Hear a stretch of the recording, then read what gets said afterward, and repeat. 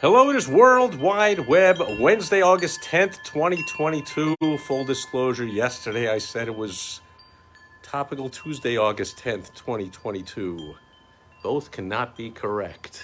I believe today is August 10th, 2022. Steve Sipress here. Gorgeous sunset just completing behind me, and a beautiful big, what is it, nearly full moon is just coming up over the mountains behind me. There it is. Just about, isn't it? Looks just about, or possibly tonight is a full moon. It's beautiful, much clearer in person here, as usual, than on the old iPhone camera. But anyway, let's get right to it. Survey came out today by something called Atomic Research with a K, Atomic with a K, Research. And they surveyed like over 500, quote, marketers. I'm guessing for bigger companies, people that it said something about had marketing in their title. So hopefully you're watching this. You are a small business owner. Of course, you ought to be in charge of all your marketing. Does that mean you do it all? Of course not. Always ask who, not how, and get the right person who's an expert in whatever type of marketing you're looking to do. And if you want some help, go to helpfromsteve.com. I'll point you out to top copywriters, top Facebook ads people, top strategists, top email funnel builders, all on and on and on and on. But what I mean is you've got to have your hands on it. You've got to know anyone worth their weight that you hire is going to ask you a lot of questions, because you're going to know your business, your ideal who, your irresistible offer better than anybody. So this survey was over 500, quote, marketers.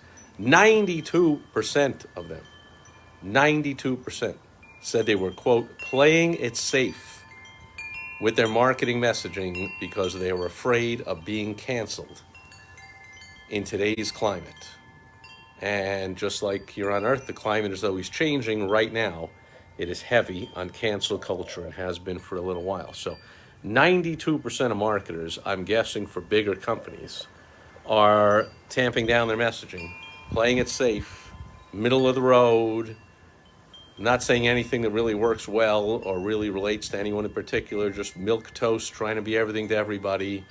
Exactly what you, as a small business owner, should not do. So my number one top mentor in the world of marketing for small business owners, Dan Kennedy, famous for a lot of sayings, but one that always hit home with me is something about, I don't know the quote, but it's something about, find out what everyone else is doing and then do the opposite. Because the majority is always wrong about everything. And in this case, they're completely wrong, but not for them.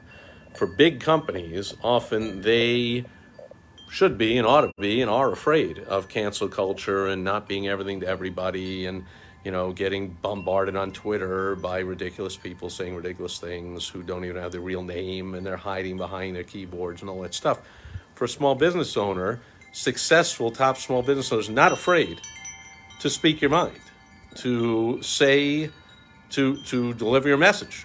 There was something else about 79% of them are afraid to put out relevant messages. In other words, things they think that normally, if it wasn't for cancel culture, would resonate with their audience, things they would say. So you want to know your audience. In fact, when you're really doing it right, you will repel people that are not your audience. So if you put out a message, you'll get a lot of people complaining on Twitter. Those are the people who would never give you money anyway.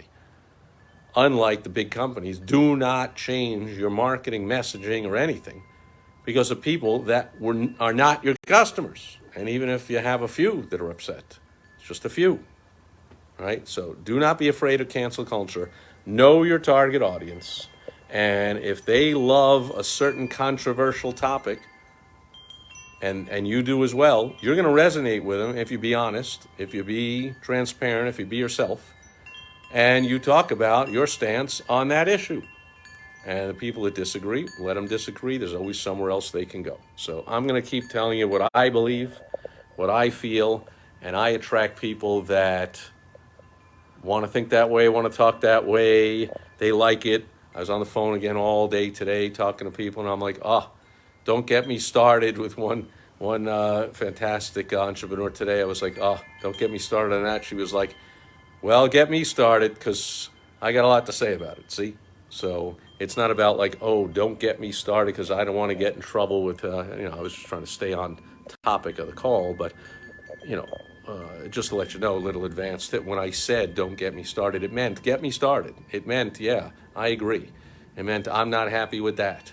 I'm on your side about this. And we could have talked all day about what pet peeves and what's upsetting her, what she can't stand about the current climate of discourse and political viewpoints and disagreements about whatever. And she really appreciated and loved the fact, of course, that I was agreeing with her. People like to talk and do business with people that agree with them. So don't be afraid, like the big companies who practically need to be afraid because they can suffer a lot of damage to their, quote, brand and all that nonsense thanks to cancel culture. But for small business owners, man, if you're canceled by one of these, by people that are ridiculous or whatever, they're not your customers, actually the people that are your customers or like that messaging will be drawn to you.